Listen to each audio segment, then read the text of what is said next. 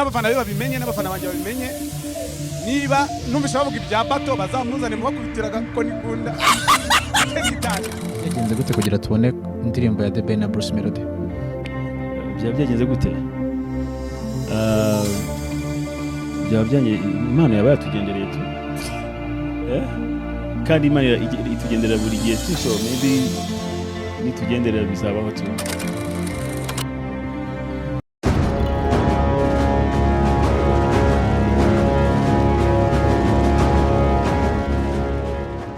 Amazina iyo yumvise mu muziki nyarwanda ntushobora kuyirengagiza rwose. Rimwe rero muri ayo mazina ni The Ben, izina ryamamaye mu ndirimbo z'urukundo mu majwi meza atuje ariko kandi afite imbaraga n'urugendo rw'ubuhanzi, akaba yaranabaye ikimenya bose mu Rwanda no hanze yarwo. Itaha Iwacu Bruce, uyu nawe azwi cyane ku izina rya Bruce Melody, aho yavukiye mu mujyi wa Kigali ku wa 27 Werurwe 1992. Akaba yarakuriye mu muryango usanzwe, aho yavukanye urukundo rw'umuziki ruterwa ahanini n'uko yakunda kuririmba akiri muto mu makorari n'amatorero. Umuziki w'amakorari wamubereye isoko yo kumenya no guhuza ijwi no kugenzura imiririmbire ye no kumenya agaciro k'umuziki nk'igikoresho gikomeye gihuza abantu. Yaba Bruce Melody cyangwa The Ben bose ni abahanga mu bintu byabo, bose bubatse igikundiro kidasanzwe mu bafana. Bose rero nakubwira ko ari abahanga rwose, ariko se nyine hagati yabo n'indurenze ni bantu ki muri rusange.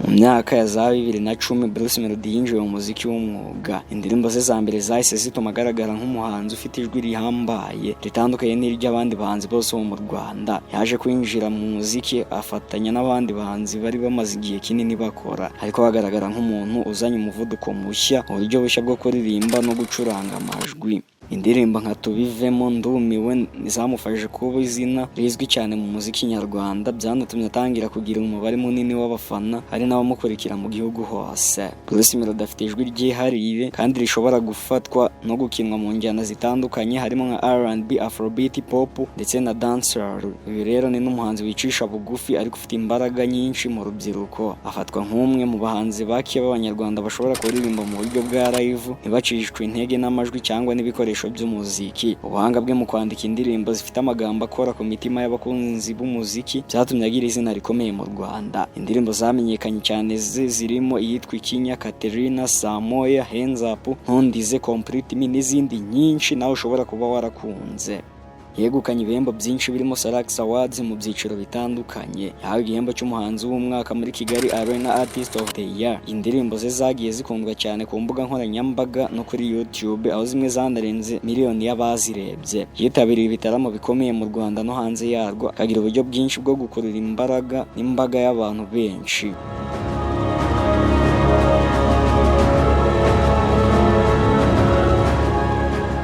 Bruce Melody afite umugore n'abana, akaba akunze kwerekana ko ari umuntu wubaha umuryango we ndetse we akanawushyira imbere mu byo akora byose. Ubusanzwe ni umuntu wicisha bugufi kandi ukunda gusetsa. Bruce Melody ntiyahagaze mu Rwanda gusa, ubwo yagerageje gushyira umuziki we ku rwego mpuzamahanga. Yakoranye n'abahanzi bo muri Nigeria, Kenya na Uganda. Yakinnye indirimbo zakunzwe mu karere ka Afurika y'Iburasirazuba, zanamufashije kumenyekana muri ako karere nyine, aho akaba ari hanze y'u Rwanda. Ni umwe mu bahanzi nyarwanda bafite gahunda yo guhatana ku isoko rya muzika mpuzamahanga, cyane cyane mu njyana ya Afrobeat. Abandi bahanzi bose rero bakomeye, Bruce Melody yagiye ahura n'imbogamizi zitandukanye. Hari igihe yagiye agirana amakimbirane mu muziki n'abandi bahanzi cyangwa abamucurangiraga indirimbo. Yigeze kugira mu manza zirebana n'imitungo y'indirimbo ze, ariko ibyo byose ntibyigeze bimuca intege, ahubwo byamubereye isomo ryamufashije gukomera no kurushaho kubaka izina rye. Bruce Melody afatwa nk'umwe mu bahanzi bakomeye cyane mu Rwanda, wagize uruhare rukomeye mu guteza imbere umuziki w'imbere mu gihugu. Ubu akaba ari umwe mu bahanzi b'icyitegererezo, urubyiruko rwinshi akaba rumufata nk'icyitegererezo mu muziki. Uyu munsi Bruce Melody afatwa nk'icyamamare mu muziki w'u Rwanda no mu karere. Yubatse izina rihamye rifasha umuziki nyarwanda gusohoka mu marembo, ahagararira igihugu cye ku ruhando rwa muzika mpuzamahanga. Mu magambo make ni intwari y'umuziki nyarwanda, umuhanzi wigaragaje ko afite impano, umurava no kwihangana ushobora kugira kure ndetse ugatuma igihugu cyawe kimenyekana. Uwo akaba ari Bruce Melody. None se The Ben we ni muntu ki?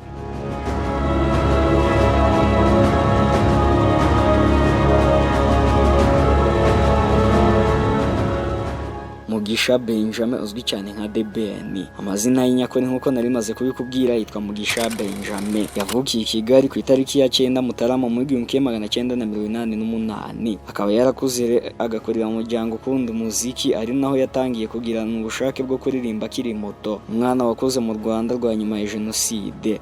Ubuhanzi bwamubereye uburyo bwo kwigaragaza by'umwihariko, hakavamo icyizere no gusangiza impano ye benshi bari batayizi. Uruzinduko rwe rwo mu muziki rwatangiye mu itsinda ryiswe The Brothers, yari yarahuriyemo n'inshuti ze zirimo Tom Close. Nubwo itsinda ritamaze igihe kinini, ryamubereye ishuri rikomeye, ryanamuteguye mu rugendo rw'ubuhanzi rukamugira The Ben tuzi uyu munsi. Mu mwaka w'ibihumbi 2008 yatangiye gukora ku giti cye, maze indirimbo ze za mbere zitangira gukundwa cyane. Aha akaba ari nayo yahereye yubaka izina rye nk'umwe mu bahanzi bafite ijwi rikomeye kandi ryihariye hano mu Rwanda. Indirimbo ye nk'iyitwa Amaso ku Maso, Habibi na Remeye zatumye The Ben yigarurira imitima ya benshi. Umuziki we wibanda rero ku rukundo, ariko nanone ukabona asangiza ubutumwa bw'ihumure n'icyizere.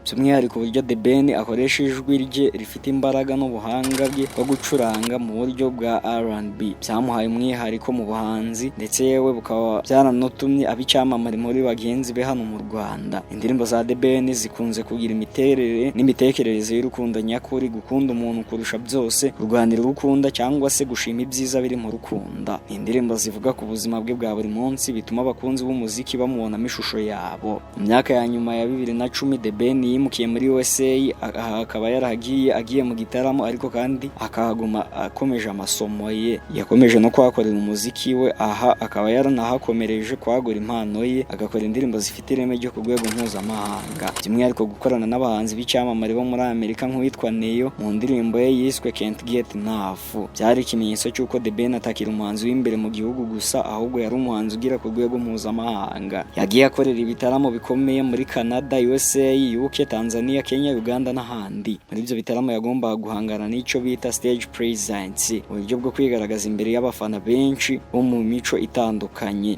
Ibi byose byamuhaye ubunararibonye, bituma asigara ari umwe mu bahanzi b'Abanyarwanda bashobora guhangana ku ruhando rwagutse. Ubuhanzi uhuza urubyiruko mu Rwanda. The Ben yakomeje kuba icyitegererezo ku rubyiruko. Yabaye umwe mu bahanzi ba mbere bakoze umuziki wifashisha amajwi yajyanye na Afrobeat ndetse na R&B ku buryo bugezweho, bituma abakiri bato bamwibonamo cyane. Indirimbo nka Fine Girl, Vazi, Know You Know Life zakomeje kumusigasira ku isonga mu bahanzi b'Abanyarwanda bakundwa kurusha abandi. The Ben nk'umuntu wicisha bugufi, utivuga ibigwi cyane, ahubwo akareka ibihangano bye bikivugira. Mu buzima busanzwe yakunze kwerekana ko umuziki ari impano, ariko kandi unashobora kuba umwuga ukomeye iyo uhaye agaciro.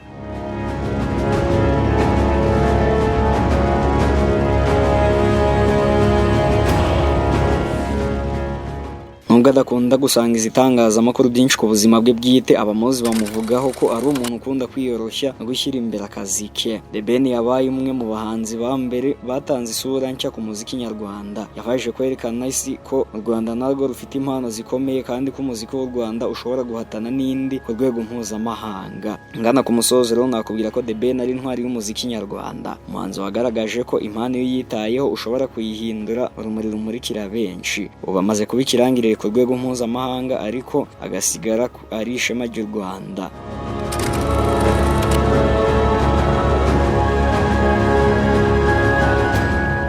Tugiye rero kubagereranya Bruce Melody na The Ben, mu by'ukuri ntindurenze, reka nabyo tubirebe. Bruce Melody na The Ben bombi ni ibihangange mu muziki nyarwanda, ariko buri wese afite ibyarushundi bitewe n'ibyo yagezeho ku rwego ariho. The Ben cyangwa Mugisha Benjamin yatangiye umuziki mu Rwanda, aza kwimukira muri Amerika, aho yakomeje gukorera umuziki ku rwego mpuzamahanga. Afite indirimbo zakunzwe cyane nk'iyitwa Habibi, Vazi, Thank You, Can't Get Enough, ndetse yewe akaba yaranegukanye ibihembo bikomeye mu Rwanda no mu karere. Yakoranye n'abahanzi mpuzamahanga barimo Diamond Platnumz, uyu bakaba baranakoranye nk'umuhanzi wamufashije kumenyekana muri Afurika yose. Afite izina rikomeye hanze y'u Rwanda, cyane cyane muri diaspora no mu karere ka Afurika y'Iburasirazuba. Mu witwa Itahiwacu Bruce we ari umwe mu bahanzi bakomeye cyane cyane hano mu gihugu imbere, ndetse yewe akaba anari gutangira kwamamara cyane hanze y'u Rwanda, by'umwihariko hanze y'akarere ka Afurika y'Iburasirazuba. Afite indirimbo nyinshi ziri mu mitima y'Abanyarwanda nk'iyitwa Katerina, Totally Crazy, Samoya n'izindi. Yegukanye ibihembo byinshi birimo nka Salax Awards, Kiss Summer Awards n'ibindi. Ubu ari mu umuhanzi nyarwanda afite ibihangano bishyirwa ku rwego mpuzamahanga, akaba yaranasinye amasezerano akomeye muri Tanzania. Impamvu ari urenze nuko ari umuhanzi ugezweho cyane mu Rwanda kandi akaba ari kwigaragaza ku rwego rwa Afurika. Mu Rwanda Bruce Melody niwe rwose uri imbere kuko ibihangano bye bikunzwe cyane kandi akaba yaranigaruriye urubyiruko rwose. Ku rwego mpuzamahanga ho nakubwira ko ari The Ben uri imbere kuko amaze igihe kirekire hanze kandi akorana n'ibyamamare bitandukanye byo ku rwego rwa Afurika. Soza rero nakubwira ko niba tuvuga ubwamamare bwo mu Rwanda Bruce Melody ari urenze, niba tuvuga ubwamamare bwa Afurika nakubwira ko The Ben ari uri imbere.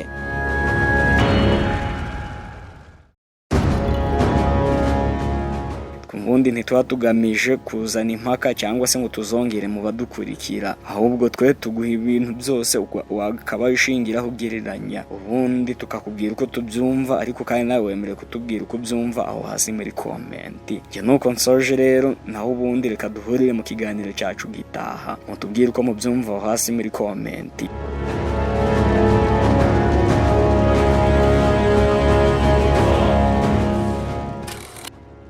Nuko nsoje rero, wiyumviye byinshi utaruzi kandi byari ngombwa ko bimenya, ngaho kora subscribe ufunguwe n'inzogera, ubundi tujye tubana kenshi mu biganiro byose bicukumbuye binyura kuri Kigali Post. Reka nshimire wowe tubana buri munsi mu biganiro byacu, ibitekerezo byawe byose ubishyiraho hasi mu mwanya w'icyubahiro muri komenti. Naho njye ubundi mu busanzwe nitwa The Green, ibyiza byinshi byo mbifuriza.